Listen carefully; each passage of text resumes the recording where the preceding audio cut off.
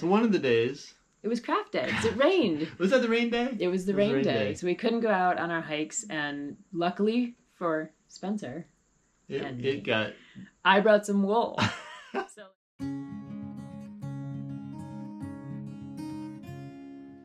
Hey everyone, I'm Melissa from Knitting the Stash, and this is... Spencer from Knitting the Stash? He's back in the yarn room. We are at episode 165. On your, what is this, like a podcast? Yeah, you know, thing? It's like a video thing, yeah. And this, and... We've had to take so many times on this with the dogs. This is the Yarn Trifecta episode. We've got... Because... Sweater. Uno. Hat. Dos. Felted owls. Trays. And Spencer. Craft time. So yarn three ways. It's kind of like a medley type thing going on. And we have yarn three ways because we have Shorn V. If you want to reach behind you, I can't. It's not a trifecta anymore. It's a many-fecta. Multi-fecta. Shorn V is out in the world for anyone who missed the launch party. This is it. This is Shorn V. You've been waiting for this. I've been talking about it on here for a very long time. These are the kits. These are the kits. We've got shawls and cowls, but you can also get skeins of the gray and the white still. We're out of the brown because we just have the kits left. So this one sold out. Of the regular skeins, yeah, we just have kits left. Yeah, people left the brown this year. There were some trips to the post office. There were many trips to the post office, but we do have sweater quantities left, and we have a few kits left. And Shorn V, for anyone who's missed it, this is my small batch yarn that I try to do almost every year. This one took a couple years because the mill times have just gotten to be like extended. You bring this stuff, you bring the fiber to the mill, and then you wait. And you wait. Like many And you're just waiting and waiting and waiting. And then we got the skeins back. We needed to wash them. Erica Field, who is the designer this year, did a wonderful job with a beautiful shawl and a cowl kit. So we were working on that, test knitting. All the things had to happen. So it's out in the world. I'm very happy about it. It's the last one. This is Kathy, my lovely, wonderful friend Kathy, whose Corriedale flock we pastured for our summers. This is the last of it. They ate all of our plants and trees and stuff. They were great. They all little names. They ate the apples in the garden. They ate the fruit. They ate the zucchini. That's right. So they were good sheep. That one sheep ate the zucchini. Almond really liked the zucchini. Yeah. She would also headbutt you for the zucchini. Anyway, so we had the sheep on our place back in Illinois, and Kathy has since had to give up the flock. The flock has been dispersed to wonderful other people who are loving the sheep. But this is the last fleece. So this fleece came from Kathy, and I blended it with some fleece from Rhonda's flock, You and Us in Nebraska, to get some of the beautiful browns, which you all loved so much. So yeah, Shorn V is out. It's an exciting moment in the world. It's the last of its kind. Plinth? Yeah, back on the plinth. So if you're interested, over at knittingthestash.com, you can find Shorn V. You can find all the online classes, all the other beautiful small batch yarns that are over there. Including the small batch yarns that I used to make my hat for today's episode. So we'll talk about that in a minute. Is this the Shorn hat? No, this isn't the Shorn hat. This is yet another small batch yarn that I used to make this hat. So we'll talk about that in a minute. Yeah. But we're going to talk about felting. We are going to talk about felting with Spencer. We had like a felting incident. It was craft day. So things got a little weird. We took a little trip out west because we like to go backpacking. It's kind of like our annual backpacking trip. Out in Montana and Wyoming. But this wasn't backpacking. This was our hiking trip. We kind of shifted. We used to like throw everything in a station wagon and go just live in a tent for a week. Yeah. This time we drove a huge camper trailer. Which is, we're not as Rockies. familiar with this kind of trip. And then we would hike kind of for half the day. Yeah. And then the rest of the day, I thought we would just kind of sit around, you know. We had books. We had some like DVDs, man. DVDs. So no Wi-Fi streaming here. So one of the days. It was craft day because it rained. Was that the rain day? It was the rain day. So we couldn't go out on our hikes. And luckily for Spencer I brought some wool. So like he had given me a beautiful little kit for my birthday. Pulls it out. These little owls. You want to do some felt thing? At that point, it's like, yeah, whatever. So I stacked up some napkins for my felting pad. And you had multiple And then needles? he got the little felting pad. No blood loss. I don't. No one lost any blood. But at one point you thought my technique, I was kind of doing this kind of thing. He was holding the owl up and I was warning him like this is dangerous. No, I got experience with stuff. So here's your owl. Okay, so the instructions were to construct an owl. A little mini owl. So I think I well, like your owl. You be the judge. That's your You gotta owl. hold your owl. Oh, I gotta my owl. Okay. I was looking at it this morning. I think my arms They're are a little... arms more than wings. Yeah. They're like arms. But you know, you could put little hands on them and they could be like robotic. At one point, if you could see up close, I put a smiley face on it. I put like a black smiley face. Because I was like, it needs eyes, nose, and a face. And then I was like, wait a minute, hold on. The beak. Birds' beaks are This the is mouth. the bird guy. You He know? wrote a book about field guy. It's been a Anyway. while. Yeah. So I like your owl. I like your owl's beak because it's kind of got a little bit of a... Mine's a little more like a I tried to little... make it more of like a schnoz. Yeah, mine's more of like a little like button nose or something. But it was that kind of... the crafting, it brought me back to like first, second grade memories when you would sit around the table in the schoolhouse, like drawing or making maps I or miss whatever. that. I liked And all the other kids would say, "Oh, what are you doing? Oh, yours is good, mine's no good." Oh yeah, we did that. We would look at each other's little owls and just be like, check yours out. Yeah, see, I thought he did a really good job with the ears. No, wait, but we're not done, right? Don't they have? They have legs, which we never got back and to. What about no color? running. Isn't there like a color around them or something? I think there's an option to put color around them if you want to, but I think you kind of had to add the face first. Antenna. Owls have antenna? Like off the ears? Maybe like little furs, like Tink has on her ears. It's a great horned owl. What did you think about the stabbing? It was different. Like it was strange to make something. I was thinking to myself, it's a little bit like chainsaw carving where you start with a log and you carve down, but it's absolutely nothing like that because it's the absolute opposite. You start in the middle, you roll up some fluff. Where did the fluff come from? It was just in the little box over there. It was a perfect kit. You start with the fluff, so you kind of build from the inside out. I thought it was forgiving. Like if you screwed up, you could pull it off, like your face that you. Yeah, you could just remove the smile. Or you could, if it was getting kind of round and looking more like a cylindrical owl. Yeah. You could kind of flatten it out. Yours ended up a little bit flatter than mine, like a little more. It also looks scared. Oh, it's like there's got so like little. It's got like a horrified kind of eye thing. I had to rip my eyes off so many times because it's hard working with little felt. I kind of feel like I should have started us off with like a bigger funky medium project because like the little felting is very. I really wanted hard. some glue. Like some Elmer's glue just to stick in there. People do use like this solution of glue I've seen where they mix a little bit of glue with a little bit of water. And then if you want a smooth like surface, you can kind of use that at the end to kind of smooth it out. Oh. The owl goes down. How long did it take us? How long did it take us to make these? Maybe an hour. An hour? Maybe. 1 hour owl. I think it was an hour in the trailer. You guys get one arm down. Oh, he's like giving he's like directing planes. I would recommend felting to anyone who has some time on their hands and like a good healthy flow of blood in their body. You know, like they're not worried about bleeding out from the needle pokes. I stabbed myself the other day pretty badly, and I actually felt the barb like come out. This is not what you're supposed to do. Pretty good shot. I was needle felting while I was like on Zoom hanging out with my spinning buddies, and I was like do right in the finger, and I was like, whoa. Doesn't happen very often though, right? No, and you can wear finger guards and stuff, but I don't. Kevlar. You like the feel? I like the feel of it. There's so many people like that. Like I always wear gloves when I'm working on stuff, and there's always people like, no, I need the feel. Well, you also grab a lot of branches with poison ivy on them and stuff. You know, they're very cute. Here, I'm gonna trade you. They're pretty cute. They're adorable. These were fun. These were like this is like a little kit. So if you're interested in like needle felting, like I've been saying that I'm like I want to redo. I want to redo. We can do it. There's another one. You can make a different color one with the little kits. Right. But they're kind of fun. It's a good way to start. Yeah. I think. Yeah. So there's something about doing a like craft you haven't done before, haven't done in a long time. Because of weird reasons, I ended up with a pottery wheel a couple weeks ago. Oh yeah. And I was like, oh, I'm going to make some pots. Did you really think you were going to like go for it? Yeah. I don't mean that skeptically. So I got the clay, right? We bought a big square of clay. And I broke some off. I got some water. I threw it down. Okay. And I made a couple pots. Where are they? Well, they sucked. And I went too far. If you're a pottery person, you know, if you're really bad at it, you can start out with something pretty good, and then you're like, oh, I'm going to make this thinner. And then it starts, boom, boom, boom, got all offset. So all the clay and stuff ended up in the field, and I sold the pottery wheel. Wow, that fast. It's gone.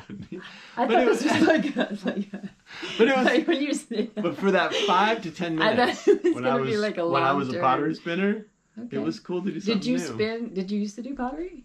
Oh, yeah, I did. Back in the day? I did it in 6th grade, yeah. Okay. Yeah. Like Miss Potts. Yeah, successfully? Miss Potts was your... Miss Potts. Okay. I was like, Miss Potts was your pottery teacher. Potts. Potts? Yeah, but it was one of those foot kick wheels. You know, you kick the foot, and you spin it. Yeah, you make a few pots or whatever. You start with the pinch pots, and you make the spin pots. You put them in the kiln. Wow. What school did you go to? We didn't do pottery. Wow, what did you do, like computer science or something? We made rockets. Yeah. Techno. This is like the problem race with cars. STEM focused education. I mean, we had an art room and we did art. Like we drew things. We didn't do pottery though. I don't think we had like a budget for that kind of stuff. If I wouldn't have sold the spinning wheel. Yeah, if we still had the pottery wheel. What's it called? Pottery wheel. I'd be out there. It'd be great. We could try it. Anyway, we should try another craft at some point. Okay. What you got? Like. Oh, I love that game with the knife where you go between the fingers. But that's hardly a craft. But paper mache. We did weaving. Paper mache. Did we do paper mache together? No, never done it.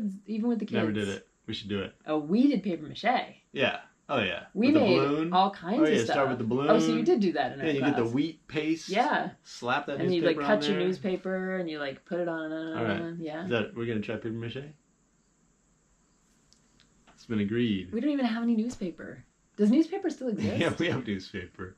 We got the big stack of newspaper. Oh, when we were doing the trees. We got newspaper. We have a lot of interests. We got some stuff going on. That's kind of an issue for us. Anyway, I think the felting was pretty, You enjoyed it. I give it a B. Oh, a B. That's a good grade. Okay. What did you think about the trailer sweater? Because I did make a sweater in a couple weeks that we were out there that I'll talk about in a minute. Did you really make that the whole time when we were traveling? Travel sweater. And the hat. I think that sweater now has travel in its like DNA. You want to put the hat on? It made the large size. The hat. Oh, you won't do it. It just doesn't. You could put. Wait, let me try. It fits you just fine. Does it? Yeah. I've never looked at myself in the mirror with this hat on. I don't feel like it's my style. I don't think it is either. It just doesn't. No. Doesn't vibe with me. No. But I'm not saying it's not a nice hat. Can I take it off? Yeah. Okay. But do you like the? I figured you'd like it because it has this like geometric kind of thing going on. Yeah. Yeah. Okay, so I'll talk about the hat and the sweater. We're gonna send Spencer off to go do Spencer hat, things. Sweater. Oh, you talked about the yarn already. Talked about all the yarn and the felting already. So we're back to hat. You just left with me and knitting. Sorry, Thanks guys. for having me on the podcast. Nice to have you. It's always fun to have Spencer come on the cast, and now you're stuck with me. So we've got some knitting to talk about, and I want to start with, the hat. Let's start with the hat because it was a really interesting make. Both of these patterns actually came out of Amirasu number 11. This is from 2016. I think it's called the Evergreen issue, which I totally missed as I was I was kind of like hurriedly looking for patterns before we left on this trip, and this particular issue just has like some really great patterns. So the sweater is Tolmie, which you can't really make out very well in the picture, but it does have all this patterning on it. I'll put some pictures in here of me wearing it so you can see the pattern a little bit better. But it's a really subtle kind of purl and knit pattern in the front. And this one's by Josée Paquin. And then the hat is by Fiona Alice. And I love Fiona Alice's designs. I've come across them a bunch of times in various contexts. She has some really interestingly graphic designs. This is the Phōs. I think it's pronounced Phōs. It's Greek for light. But this is the Phōs Hat by Fiona Alice. And I think there's actually a better picture on the next page. Yeah, you can maybe see it there a little bit better. So when I looked at this hat, I thought, well, this is really an interesting pattern. It has the knits and purls kind of mixed into the color work, which I've done a few sweaters like that now. The Lunenburg sweater is one of the ones that I most recently did that had the kind of mix of knits and purls in the color work. And this hat is no different. So you can see that it really has this funky kind of raised texture on it. I think you'll be able to see it on the camera. Where the purls are really popping off the surface, almost like little cables up here. It's very, down here in the ribbing, they kind of sit below the ribbing. Up here on the stockinette background, they really pop out on the fabric, which I think is kind of cool. And then you're supposed to add French knots here in between these things, like as an after effect. And I've done French knots for cross stitch patterns, but I haven't done them on top of like wool, like knitted stockinette. So I think I'll go back and add them, but I'm not positive. I kind of like it like this as well. One of the things that I mentioned, that this is the evergreen issue, I didn't realize, but Fiona's original version of this hat is actually, the dark brown is actually a green. So it's hard to see in those photos. It just looks kind of black and white, very graphically, you know, like two-toned. But it's she actually uses a really dark, beautiful green, which would also work here, I think. I chose a couple of yarns that are in the Flock Farm Yarn Shop because I was so in the middle of all the Shorn prep and everything, and I'm thinking about, you know, I like using rustic yarns, I like using small batch yarns, I like using yarns from sheep that are kind of weird and rare and fun. So these two yarns, the white is Georgia Rustic Wools. It's a Gulf Coast native, which we've talked about on here a lot. And I actually designed a Fire and Ice cowl in her, I think it's in her 3-ply, because it's lace and cables that you can also see in the shop. So I like her yarn. It plumps up really beautifully. We also have fiber from, this is Joanne Mackey's Flock in the Flock Farm Yarn Shop over on knittingthestash.com. So that's the white. And then the black, or the very, very dark brown, is from Picked Wool, which is a worsted mill that in New Hampshire, that we have some of their yarn in the shop as well. And their yarn is really nice for accessories. Since it's a worsted yarn, it's a heavier yarn. You could absolutely use it for sweaters if you wanted a very heavyweight sweater. But it's really great for accessories, like the perfect weight for accessories. So I like the weight that it kind of offers the bottom of the hat here a little bit. And they have this beautiful chocolate. This is the Hancock Brew, I think. It's a Jacob. And there are a bunch of different colors of Jacob. They just have some really cool yarn, and they source a lot of their yarn from local flocks around them in New Hampshire. So anyway, Picked Wool. This is the Hancock Brew, and I believe it's a Jacob.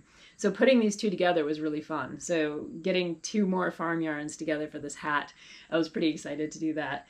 And one thing I would say about this hat, if you were thinking about making it, I'll show you the inside because it is colorwork and lots and lots and lots of floats. I have not, I did wash this one. So everything's kind of laying pretty flat at this point. But you can see the number of floats, and these big long floats that are over, when you're working with like a black and a white, and you're working especially over the lighter color, I find that those floats show through a little bit if you're really paying attention. A lot of the photographs in this issue and online are kind of in a darker area, so you can't see it as much. But when you're carrying darker floats behind lighter yarn, you will see it. And I think you can, I mean, if I really stretch the fabric, you'll definitely see it. Right. One of the techniques to get away from that is ladder back jacquard knitting, and that's probably what I would do if I were to knit this hat again.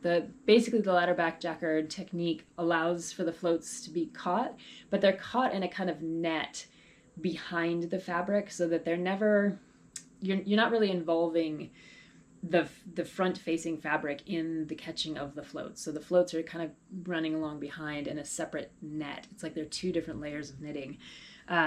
And that's what I would do, especially at this upper portion of the hat again, if I were really worried about it. I mean, the other thing you could do is just knit this in a less graphic 2-tone, right? Like, so 2 colors that still play well together and kind of are contrast with each other, but don't have as much of a kind of like a white and black contrast going on. So yeah, that's what I'd say. I like the hat. I think it's really fun and funky. You could also make it, I made the kind of shorter version so it doesn't have as much slouch to it, but you could also add much more to this middle section to kind of make it taller so that it would hang back nicely on your head. You know, there are lots of different options with hats. You all know about that kind of stuff. The crown decreases are pretty interesting. I think it's a little bit fast for crown decreases. I like my crown decreases to be a little bit more subtle and kind of slow going, but I think it does still produce a nice crown. It just gives you a little bit more of the bump effect. that you sometimes get with hats where the crown decreases happen a little bit too quickly, if that makes sense. But overall, I think it's a really interesting hat. I was glad to be able to knit it with a couple other small batch yarns. I think that they really play well together. The Jacob is very smooth. The Georgia Rustic Wool has a little bit more of a fluff kind of halo to it. Yeah, and I like this hat. One thing I noted in my Ravelry project page is that, with this hat, you do have these very large repeats. So there are only two sizes for the hat. There's a small and a large, and basically you're just cutting out a repeat. It would be tricky to size this hat down or up in terms of anything other than this repeat. So what I did is I used different gauge needles, and that's something else we've talked about on here before.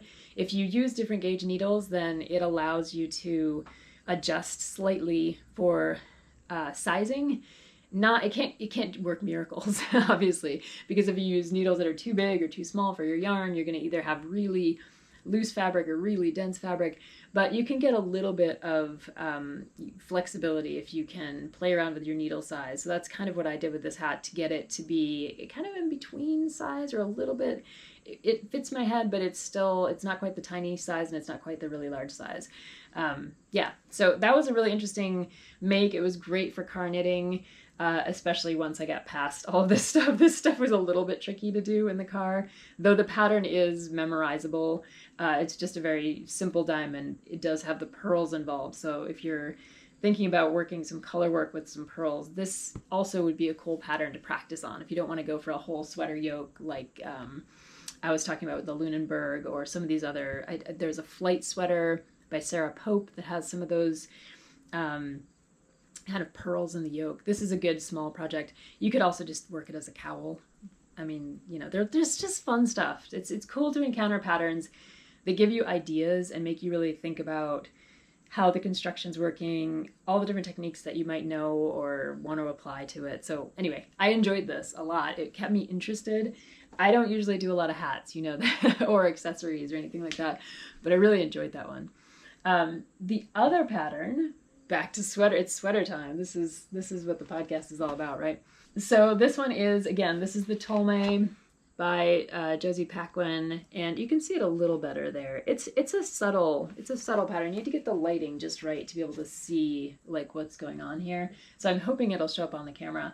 But it is a very simple top-down sweater that has this beautiful kind of knit pearl diamond thing going on in just the center of the front. And I found that after, a couple of the repeats, I was really able to memorize the little pattern of the pearls and how they were, going in and out. So I didn't even need to look at the chart anymore, which was very helpful for car knitting. And it's a very simple top-down sweater with a lot of really nice details. So I wanted to kind of talk about some of the details. But let me say first, because this is usually a podcast about modification and design, one of the things that I was doing with this sweater was working out of gauge to begin with. And then about halfway through the yoke, I looked down at my needles. I was supposed to be knitting with a US 8.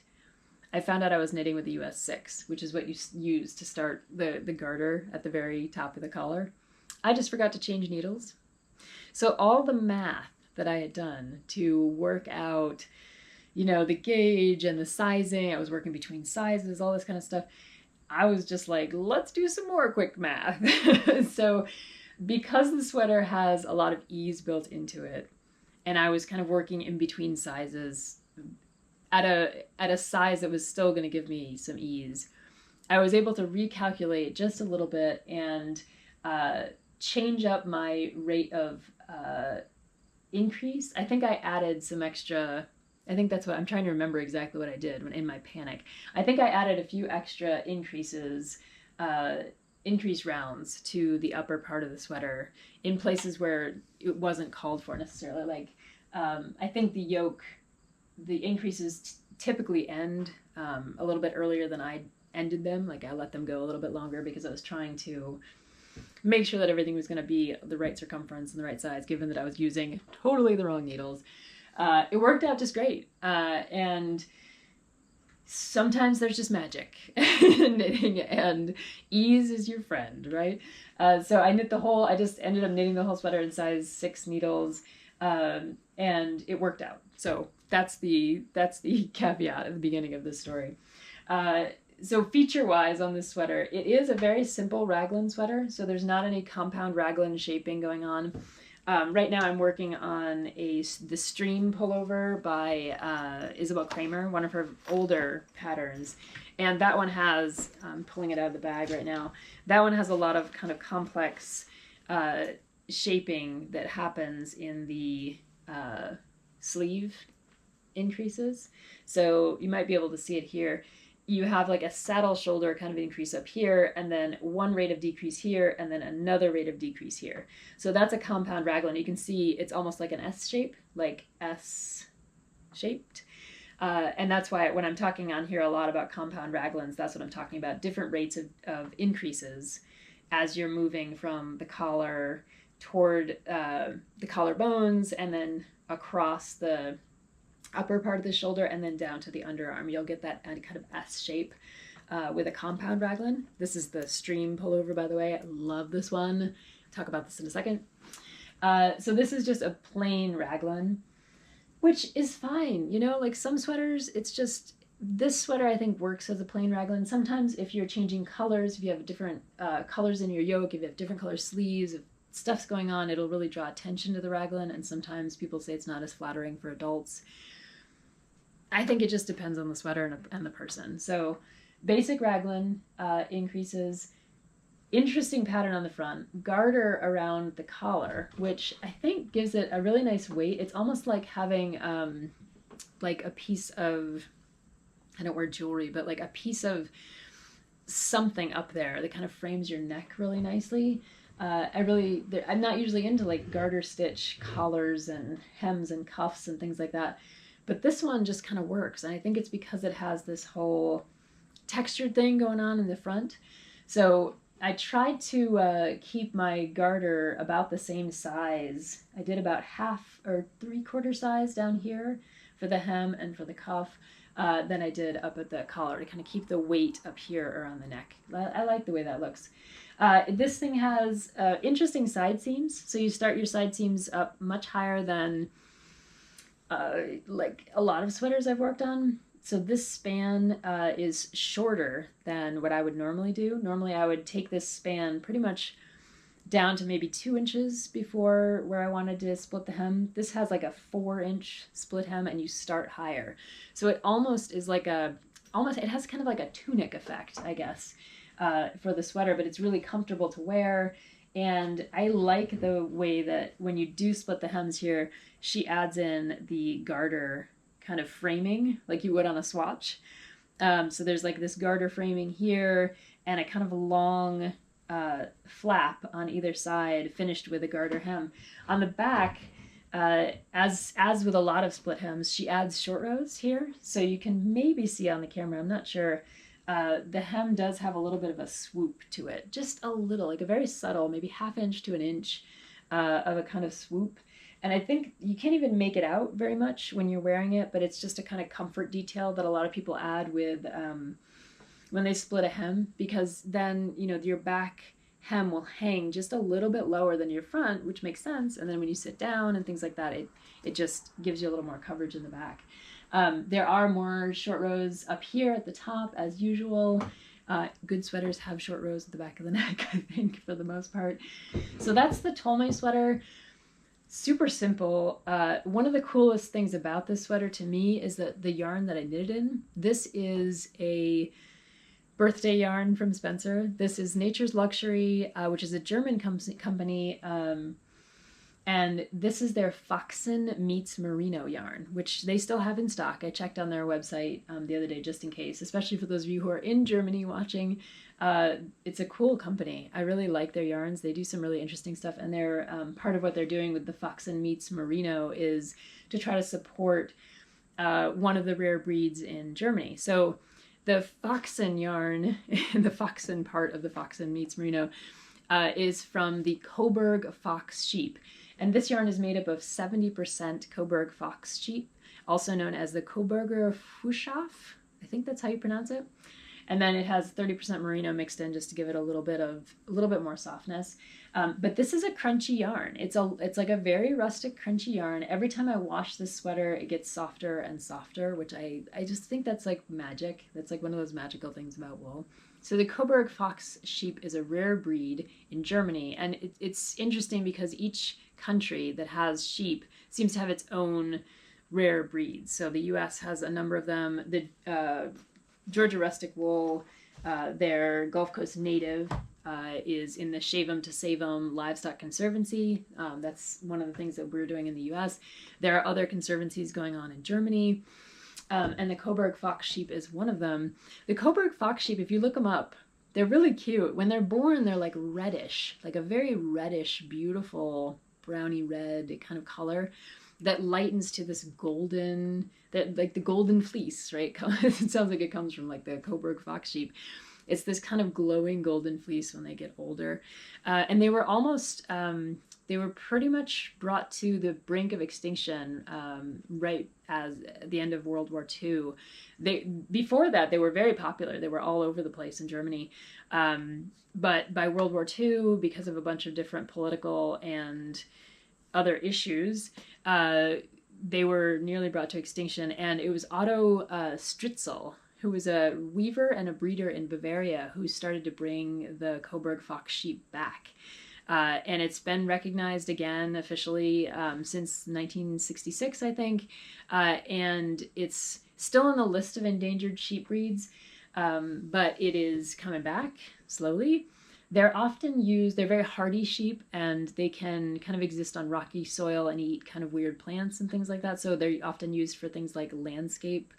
Like some people will have herds of sheep that go into places and like munch all of the like shrubbery and bushes and all that kind of stuff. It's like landscape preservation and things like that.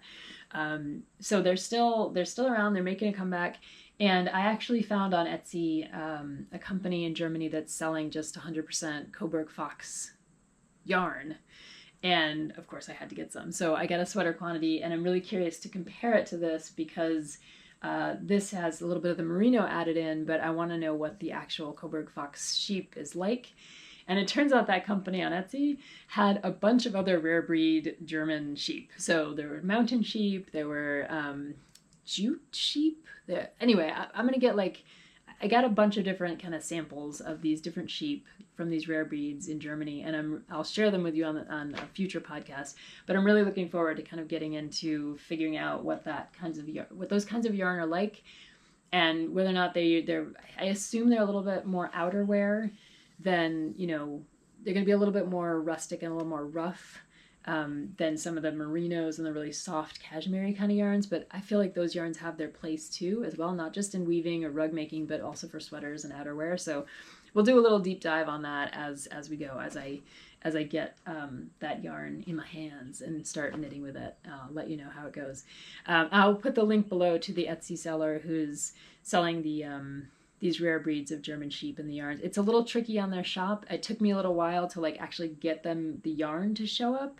So yeah, take this all with not a grain of salt, but I had to poke around in their shop on different things to get the yarn to pop up. I'm not really sure why. They also have a regular website, which I will share below, where you can see the different breeds of sheep that they're featuring and helping to preserve.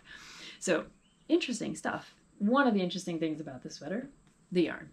So that's my sweater production at this point. And you might have noticed that I always have these great sweater bags.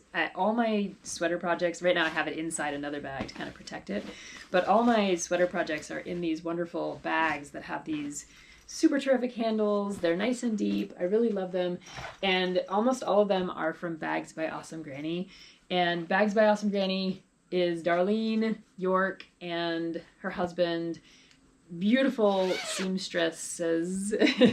And this is their newest sweater bag. I am super excited about this. She sent me one. We did a little trade. So she sent me a bag and I sent her some yarn. And this is their newest design. So it's a very wide bag, deep. It has that bottom, that kind of flat bottom, which I love for sweater bags. And then it has the pocket inside. And that's one of the things that I love about Darlene's bags is that I have a bunch that have this pocket where you can put your pattern, your needles, your notions bag, all this stuff, and kind of keep it separate. But I pretty much, I think I said this to her on Instagram, I pretty much use her bags exclusively when I'm sweater knitting because they're actually big enough. And they have the zipper and they have the handles. So this is their newest design. You can find other bags on there. She also makes smaller bags for sock projects.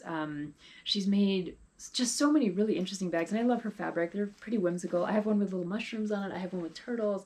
I can't even count the number of bags that I have from Darlene. I love Darlene's bags. Really well made. They've stood the test of time. If I need to wash them, they hang in there just fine. You wash them and hang them up to dry. But yeah. Totally, if you're looking for a good knitting bag, this is like my endorsement of Bags by Awesome Granny. I love her bags, and I'm so excited to have this new one added to the repertoire because sometimes when you're knitting these sweaters that have like the thicker, bigger yarn, you definitely need that space at the bottom of the bag to be able to like put everything in there. So thank you, Darlene. I hope you liked your yarn. I love getting your bag. I appreciate it. All right, until next time, take care. Happy knitting. Bye-bye.